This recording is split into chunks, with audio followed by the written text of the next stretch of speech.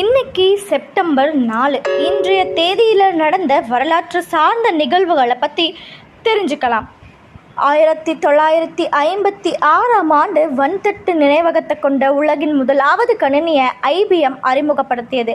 1978 அன்று அண்ணா பல்கலைக்கழகம் அமைக்கப்பட்டது.